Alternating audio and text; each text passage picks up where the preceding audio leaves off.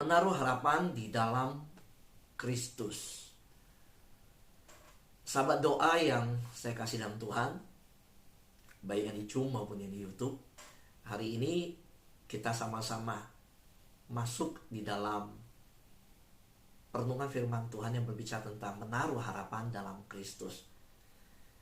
Saya ambil ayatnya dari Roma pasal 8 ayat 32. Demikian firman Tuhan. Ia yang tidak menyayangkan anaknya sendiri, tetapi menyerahkan anaknya bagi kita semua, bagaimanakah mungkin ia tidak mengaruniakan segala sesuatu kepada kita bersama-sama dengan anaknya. Nah, di dalam kesempatan yang kita miliki saat ini, saya ingin bertanya sebagai orang percaya, mengapa saudara mempercayai janji Allah di dalam Alkitab? Apa yang membuat kita sampai hari ini mempercayai janji-janji Tuhan di dalam Alkitab? Ada banyak janji yang telah diberikan Tuhan, dan ada yang bersikap tidak percaya, ada yang bersikap percaya. Bagi kita yang percaya, mengapakah kita percaya akan janji-janji tersebut? Suatu hari, anak-anak yang masih umur 6-8 tahun bermain. Salah satu anak begitu yakin bahwa temannya yang waktu berpisah berkata, besok kita main lagi ya. Kita main lagi besok. Saudara, waktu anak kecil ini diminta mamanya tidur siang jam 3, dia langsung bilang ke mamanya, jam 5 bangunin saya. Teman saya udah janji. Dia sebut nama temannya dan dia berkata, kami sudah berjanji main sama-sama setiap sore. Di belakang rumah ada taman. Dia udah janji main bareng-bareng sama saya. Sebagai orang tua, mendengar hal seperti itu, tersenyum dalam hati. Anak ini senang sekali sama temannya. Tapi apa yang terjadi ketika sore itu dia bangun dan pergi? Waktu dia keluar, temannya gak ada. Dia kesel, dia marah, dia nangis, sedih. Katanya janji gini, tapi gak ada. Udah, dia masuk rumah, dia nonton TV. Lalu, apa yang terjadi? Ketika berjalannya waktu, besok sore jam 5, dia keluar lagi, dia cari temannya. Ketemu. Kemarin janji, katanya mau main, kok gak ada? Terus temannya bilang, oh papa saya ngajak saya pergi. Iya. Janji lagi ya, besok kita ketemu ya, main ya. Iya. Saudara, kekecewaan dia yang kemarin, dia sudah lupa. Sedihnya yang kemarin, dia udah lupa. Dia percaya. Main. Dan dia mengulangi kata yang sama ke mamanya. Bangunin aku ya, pokoknya jam 5. Kami sudah janji main sama-sama. Saudara, bukan terjadi satu kali dia kecewa. Beberapa kali kejadian. Karena di kompleks rumah, anak-anak kalau sore keluar main sama-sama. Walaupun beberapa kali sering terjadi tidak ketemu. Dan tidak selalu ketemu jam 5 sore main. Tapi anak ini mengulang kalimat yang sama. Setiap kali temannya menjanjikan, kita main sama-sama ya. Saudara, kadang saya lihat kepada Tuhan yang sudah berjanji, anak-anak Tuhan lebih cepat dan mudah kecewa dibanding dengan anak kecil ini yang mempercayai temannya. Anak-anak Tuhan cepat ragu kepada janji yang disampaikan oleh Allah sendiri. Dibanding dengan anak kecil ini yang menerima janji dari temannya, jauh lebih percaya. Dan bahkan walaupun sering gagal bertemu, dia tetap percaya.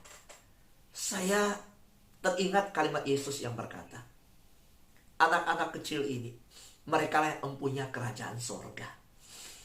Saudaraku yang terkasih dalam Tuhan, berapa sering kita melupakan firman Tuhan di dalam ayat yang berkata ini, bahwa kalau anaknya, dikatakan di sini, saudara, ia yang tidak menyayangkan anaknya sendiri, tetapi menyerahkan anaknya bagi kita semua, bagaimanakah mungkin Ia, Bapa di surga, tidak mengaruniakan segala sesuatu kepada kita bersama-sama dengan Dia? Kalau anaknya saja Dia serahkan, saudara. Oh, tidak mudah. Apa yang dikerjakan ketika memberikan anaknya yang jelas akan dihina, ditolak, dibunuh. Saudara, ketika Yesus datang ke dalam dunia, Dia disiksa, dia diadili, dia ditempeleng, dia disalah mengerti, dia difitnah, diposisikan dalam keadaan yang salah. Gak mudah. Tapi Yesus diam. Yesus tidak berkata apa-apa. Dan di dalam kasihnya, justru Yesus ingin ketika naik ke atas kayu salib, menyatakan semua janji Allah rindu digenapi supaya engkau dan saya terima segala janji Allah. Saat ini, kenapa kita percaya janji-janji Allah dan firman-Nya? Karena semua janji Allah firman-Nya, ya dan amin, dan sudah terbukti di dalam kematian Yesus di atas kayu salib. Mengapa kita mempercayai janji Bapa? Karena anaknya saja Dia berikan untuk engkau dan saya. Bagaimana mungkin Dia tidak memberikan yang lain untuk saudara dan saya? Saudara yang terkasih dalam Tuhan, karena itu hari ini ketika saya mengajak kita merenungkan menaruh harapan dalam Kristus, saya ingin kita di dalam kehidupan kita hidup jauh dari stres. Mengapa? Karena ketika kita mampu mempercayai, menyerahkan diri kita kepada Kristus, menaruh harapan kita pada Kristus, bahwa di dalam Kristus segala kekayaan yang tersimpan di surga disediakan bagi kita. Bahkan firman Tuhan yang berkata, Kristus waktu dalam dunia berkata, jangan khawatir apa yang kau makan, kau minum, kau pakai. Kristus yang berkata, burung di udara saja Bapa pelihara. Bagaimana dengan hidupmu? Pasti Dia pelihara. Saudara, karena itu mari kita percaya kepada janji Bapa, janji dalam Kristus, menaruh harapan dalam Kristus, bahwa Dia memenuhi segala kebutuhan kita. Kalau kita lakukan itu, kita terhindar dari stres. Kalau kita ingin terhindar, ya, ingin stres, ya, tidak menghampiri hidup kita, pilihlah menaruh harapan di dalam Kristus. Karena di dalam Kristus sudah dijanjikan dalam firman Roma pasal 8, segala sesuatu telah dikaruniakan kepada kita. Sahabat yang terkasih dalam Tuhan, coba kita renungkan apa yang menjadi pilihan kita hari-hari ini dalam hidup ini. Di depan kita ada berita bahwa segala sesuatu menjadi mahal harganya. Di hadapan kita ada banyak hal yang tidak pasti. Baik jauh di sana perang Rusia-Ukraina yang jelas akan menggoncangkan sendi-sendi ekonomi, bahkan mempengaruhi seluruh sendi kehidupan sampai ke dapur keluarga kita. Belum lagi kita mendengar keluarga kita yang sakit, yang lemah, dan banyak pergumulan yang ada. Lalu di tengah keadaan demikian, pilihan kita itu sangat menentukan. Saya merenungkan penyebab utama stres dalam hidup. Di dalam Alkitab sudah dinyatakan Tuhan bahwa kita harus menghindarkan diri dari itu, yaitu khawatir. Kekhawatiran itu penyebab utama stres dalam hidup. Khawatir karena saudara bertanya-tanya, apakah saya akan memiliki apa yang dibutuhkan saat saya membutuhkannya. Saudara bayangkan, belum membutuhkan, kita sudah khawatir untuk apa yang belum kita butuhkan nanti. Kita memikirkan, kalau saya butuhkan, saya dapat gak ya? Kita udah khawatir. Khawatir itu seperti down payment, DP, untuk sesuatu yang di depan yang belum kita miliki. Saudaraku yang terkasih dalam Tuhan, dan banyak orang bukannya menaruh harapan dalam Kristus, yang dimana sudah dinyatakan dalam firman-Nya bahwa Bapa di surga sudah menyerahkan anaknya bagi saudara saya. Bagaimana mungkin dia tidak mengaruniakan segala kebutuhan yang dia tahu, yang kita perlukan dalam hidup. Dan kalaupun kita merasakan bahwa saya butuh buktinya belum dapat, tentu kita percaya bahwa Bapa motivasinya pasti baik. Ada sesuatu yang mungkin sedang diproses dalam hidup kita. Pilihan kita, mau stres atau mau mengalami damai sejahtera dalam hidup. Kalau mau damai sejahtera, Tuhan berkata, taruhlah harapanmu di dalam Kristus. Saudara, setiap kali ketika kita mengharapkan manusia untuk memenuhi kebutuhan kita, dan bukannya berharap kepada Tuhan, saudara pasti akan frustasi dan kecewa. Tidak ada seorang pun di dunia ini yang dapat dan bisa memenuhi semua kebutuhan saudara. Sekalipun itu orang tua saudara. Sekalipun itu anak-anak kita yang sudah besar, yang kita berpikir sudah menikah, sudah berkeluarga, mereka juga manusia. Saudara, hanya Tuhan yang bisa memenuhi semua kebutuhan kita. Jadi, kalau kita menaruh harapan kepada menantu, kepada anak, kepada cucu, kepada jemaat, kepada teman, selagi saudara menaruh harapan kepada manusia untuk memenuhi segala kebutuhan saudara, bukan berharap sama Tuhan, saudara pasti frustasi dan kecewa. Sangat bisa terjadi. Di masa-masa mungkin kita tua, kita mulai melihat satu persatu anak. Semakin bertambah umur, kita bisa melihat karakter demi karakter. Apalagi di masa seperti ini, di mana-mana bisa terjadi kesulitan pekerjaan. Dan kita mendengar bagaimana keluarga kita yang kita berpikir bisa menopang kita justru kehilangan karirnya. Apa kita bisa tenang? Saudara, tidak ada seorang pun di dunia ini yang dapat memenuhi semua kebutuhan kita. Hanya Tuhan yang bisa melakukan itu. Karena itu Yeremia pasal 17 ayat 5 berkata, beginilah firman Tuhan, terkutuklah orang yang mengandalkan manusia, yang mengandalkan kekuatannya sendiri, dan yang hatinya menjauh daripada Tuhan.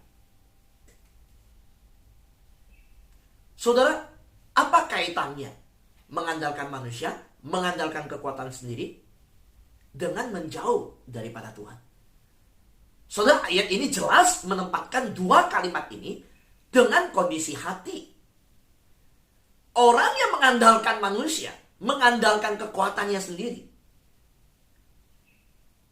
memiliki indikasi hatinya menjauh daripada Tuhan. Karena itulah Tuhan memberikan batu ujian bahwa orang yang mendekat hatinya kepada Tuhan sangat mudah dilihat. Dia mengandalkan Tuhan, menaruh harapannya dalam Tuhan. Dan orang menaruh harapan pada Tuhan, hatinya tertuju pada Tuhan. Berbeda dengan orang yang mengandalkan kekuatannya sendiri dan mengandalkan manusia. Oleh karena itulah ketika kalimat terkutuklah orang yang mengandalkan manusia dan yang mengandalkan kekuatannya sendiri dan yang hatinya menjauh daripada Tuhan. Saudaraku yang terkasih dalam Tuhan, Tuhan tidak mau hati kita menjauh dari Dia. Karena itulah Tuhan menaruh segala sesuatu harapan dan kebutuhan dan kemampuan kuasa Dia, yang Tuhan rindu kita mencari itu. Supaya dengan ketika mencari hal tersebut, arah kita adalah kepada Tuhan. Sebab Tuhan tahu pada waktu kita mengandalkan kekuatan sendiri dan kepada manusia, arah kita adalah kepada manusia dan semakin jauh daripada Tuhan. Karena itu Tuhan membuka semua rahasia kekayaan yang Dia miliki. Tuhan membuka semua janjinya kepada kita. Tuhan membuka segala perbendaharaannya dan berkata, mari kepadaku yang letih lesu beban berat. Jangan engkau khawatir. Jangan engkau takut. Ada 365. Berarti setiap hari harusnya kita hidup tanpa ketakutan. Saudara, begitu banyak janji. Sampai di Roma pasal 8:35 tadi berkata, apa? Bahwa kalau Kristus saja Dia karuniakan, anak saja Dia karuniakan, bagaimana mungkin Dia tidak mengaruniakan yang lainnya? Saudaraku yang terkasih di dalam Tuhan,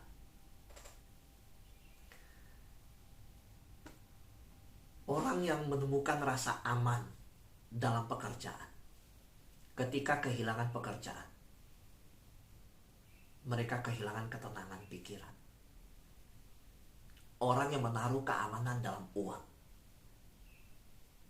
ingatlah, ada banyak cara untuk kehilangan uang. Tapi kalau engkau menaruh harapanmu di dalam Tuhan, apakah yang bisa memisahkan kita dari kasih Kristus? Gak ada. Tapi ada banyak alasan yang bisa memisahkan kita dari uang. Ada banyak hal yang bisa memisahkan kita dari teman. Ada banyak kemungkinan yang bisa memisahkan kita dari kesehatan kita. Tapi tidak ada yang bisa memisahkan kita dari kasih Kristus. Karena itu taruhlah harapan di dalam Kristus. Bukan taruh kepada yang bisa hilang. Yang katakan amin di YouTube, boleh ketik kata amin. Amin, saudara. Ya. Sahabatku yang terkasih dalam Tuhan, hari ini mari kita ingat bahwa dalam Kristus, di dalam anaknya selalu ada harapan. Pada waktu dunia sudah kehilangan arah, waktu Bapa di surga melihat dunia yang terhilang ini, bukankah Bapa di surga bukan menyembunyikan diri, justru mengulurkan tangan memberikan anaknya? Saudara, Bapa di surga tahu dunia ini gak berpengharapan. Sejak jatuh ke dalam dosa, dunia kita ini hancur dengan segala keinginannya. Dunia ini akan hilang. Dunia ini akan lenyap dengan segala keinginannya. Bahkan unsur-unsur bumi dan langit akan lenyap, akan melebur, akan hancur ketika pada waktu Kristus datang. Akhir zaman sudah dinubuatkan sedemikian. Tapi lihat, pada waktu dunia yang berdosa ini, tanpa harapan dan tanpa ada kemungkinan bisa datang kepada Kristus, bisa kembali kepada Allah, Bapa memberikan jalan keluar. Karena itu mengapa kita tidak menaruh harapan dalam Kristus? Sebuah jalan yang sudah diberikan Bapa, bukan membuat jalan bagi diri kita sendiri ketika kita mengalami tantangan, kebuntuan demi kebuntuan hidup. Saudara, jangan pernah menempatkan keamanan dalam apapun yang dapat diambil dari hidup saudara. Saudara bisa kehilangan pekerjaan, kesehatan, reputasi, bahkan pasangan, dan lain-lain. Tetapi saudara tidak dapat kehilangan hubungan saudara dengan Kristus. Karena itu taruhlah harapan kita di dalam yang tidak tergoncangkan. Saudaraku yang terkasih dalam Tuhan, mari saya mengajak kita hari ini, taruh rasa aman dalam hidup kita dalam janji Tuhan. Taruh rasa aman kita di dalam Tuhan. Taruh rasa nyaman kita di dalam Tuhan. Ada lagu Yang saya masih ingat syairnya. Tenanglah jiwaku, tenanglah, tenanglah jiwaku. Ada terjemahan lain yang memakai kata nyamanlah jiwaku, nyamanlah, nyamanlah jiwaku dalam pencobaan dan derai air mata. Saudara, pujian ini ketika dinyanyikan begitu tenang. Percayalah Tuhan bahwa Dia dapat memenuhi semua kebutuhan kita. Taruhlah rasa aman kita di dalam janji Tuhan. Saudaraku, Bapa sangat mengasihi saudara, sehingga mengirimkan Yesus Kristus untuk mati di kayu salib, yang nanti kita peringati bersama-sama. Sahabat doa tanggal 8 April ini jam 6 sore. Saya mengajak kita mengundang teman-teman kita, mengundang keluarga kita. Yang biasa mungkin kita punya kesempatan untuk mengundang mereka, ajak mereka ikut. Saudara, kita mengajak mereka melihat betapa Allah Bapa mengasihi hidup dunia ini, manusia yang sudah diciptakannya. Saudara, bukankah ketika Bapa mengirimkan Kristus Yesus anaknya itu, artinya Tuhan sangat mengasihi saudara untuk memenuhi setiap kebutuhan lain dalam hidup kita. Ketika Dia memenuhi keselamatan yang kita cari, pada waktu kita dapatkan keselamatan, kita dapatkan semuanya. Di dalam keselamatan tidak ada lagi kutuk. Di dalam keselamatan tidak ada kutuk. Karena tidak ada kutuk, kita nyaman menjalankan kehidupan ini. Di dalam keselamatan Kristus tidak ada lagi takut. Dia tidak memberi roh ketakutan. Karena itu kita bekerja, kita hidup, kita berumah tangga, lakukan apapun, kita tidak dalam ketakutan. Bukankah itu nyaman? Bukankah itu aman? Di dalam Kristus yang sudah dimati di atas kayu salib, oleh bilur-bilurnya Dia telah menyembuhkan kita. Bukankah di dalam Kristus kita tidak takut terhadap segala sesuatu? Karena bilur-bilurnya itu yang menyembuhkan. Saudaraku yang terkasih dalam Tuhan, ayo kita percaya bahwa Tuhan akan menyediakan. Karena itu kita taruh harapan dalam Kristus. Bahwa Tuhan akan menjaga kita. Karena itu kita percaya dan taruh harapan dalam Kristus. Saudara, daripada stres, mengapa kita tidak memilih percaya pada Tuhan? Bahwa Dia sanggup memenuhi segala kebutuhan kita.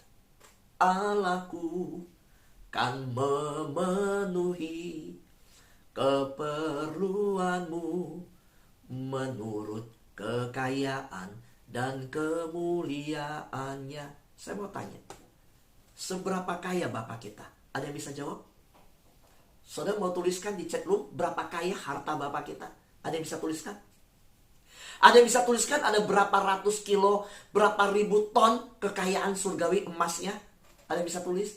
Saudara bisa kasih tahu saya berapa kekayaan Bapak kita bisa dihitung? Gak ada yang bisa hitung. Allahku kan memenuhi kebutuhanmu menurut kekayaan dan kemuliaannya. Ada yang bisa melukiskan kemuliaan Bapa? Ada yang bisa beritahu saya betapa Bapa mulianya? Seberapa mulia? Gak terselami. Saudaraku yang terkasih dalam Tuhan, ketika bangsa-bangsa yang berperang kehabisan cadangan devisa negara, ketika harga minyak di dunia naik sekarang ini, banyak negara berkata cadangan devisa negara mereka surut. Pertanyaan saya, apakah Bapak di surga cadangan devisanya surut? Gak ada. Gak tergoyah. Saudara, karena itu apa yang kita takut? Apa yang kita khawatir? Dengan khawatir kita tidak menambah sahasta hidup kita. Dengan khawatir kita tidak menambah deposito kita. Dengan khawatir kita yang jelas mengurangi umur kita. Dengan khawatir kita, jelas khawatir itu mencuri damai sejahtera kita. Mengapa hari ini kita tidak datang dan menaruh harapan kita dalam Kristus? Mari hari ini, saya tidak tahu pergumulan apa yang jelas satu persatu mungkin saya nggak kenal dengan jelas. Tetapi mari kita sama-sama percayakan janji Tuhan. Mazmur 23 ayat 1 berkata, Tuhan adalah gembalaku, takkan kekurangan aku. Yuk, mari hari ini, kalau saudara bisa menyanyikan pujian ini sepanjang hari ini, dan belum tahu pujian ini, belajarlah. Lagu yang tadi perkatakan terus ya, Allahku kan memenuhi keperluanku, kan ganti kata mu dengan ku. Ya, keperluanku menurut kekayaan dan kemuliaannya. Lalu kumandangkanlah lagu yang kedua sepanjang hari. Tuhan adalah gembalaku, takkan kekurangan aku. Ia membaringkan aku di padang yang berumput hijau. Ia membimbingku ke air yang tenang. Ia menyegarkan jiwaku. Ia menuntunku di jalan yang benar oleh karena namanya. Saudara tahu, ketika kita menjalankan hidup kita di dunia ini, nama Bapa di surga dipertaruhkan. Tidak mungkin seorang anak yang bapaknya punya segala sesuatu rela anaknya berhutang kemana-mana. Gak mungkin. Saya mau tanya kepada saudara. Saudara yang sudah punya anak, sekolah, kuliah, atau yang sedang bekerja, yang sudah berumah tangga, saudara yang punya keluarga yang di dalam hubungannya yaitu anak. Apakah saudara mau anak Anda berhutang kemana-mana? Enggak. Kenapa enggak?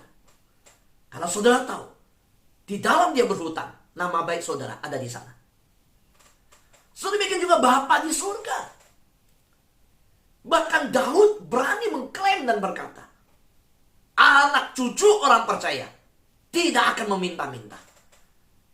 Kalau kita hidup menaruh harapan dalam Tuhan, anak cucu kita tidak akan meminta-minta. Mengapa? Karena kalau kita berharap pada Bapa, Bapa tidak mungkin membiarkan anaknya mempermalukan namanya. Gak mungkin. Saudaraku yang terkasihan Tuhan, karena itu yuk mari kita merenung bersama-sama hari ini. Ketika memiliki kebutuhan dalam hidup kita, apa biasanya reaksi pertama saudara? Ketika saudara memiliki kebutuhan nih, saya ada sesuatu di depan, bulan depan, tahun depan, besok, minggu depan, ada sesuatu nih yang saya butuhkan. Apa respon saudara ketika ingat kebutuhan itu? Oh, saya harus bayar cicilan ini. Oh, saya harus bayar uang sekolah anak. Oh, saya harus bayar pembantu. Oh, harus saya bayar karyawan. Oh, saya harus panjang kontrakan rumah. Oh, saya harus takut. Ketika saudara teringat kebutuhan saudara, apa reaksi pertama saudara? Yang kedua, apa yang saudara butuhkan dalam hidup saudara hari ini? Coba ingat-ingat. Bagaimana saudara dapat menunjukkan kepada orang lain bahwa saudara mempercayai, bisa mempercayai Tuhan, dapat mempercayai Tuhan untuk menyediakan semua kebutuhan saudara. Amin. Tuhan berkati kita semua.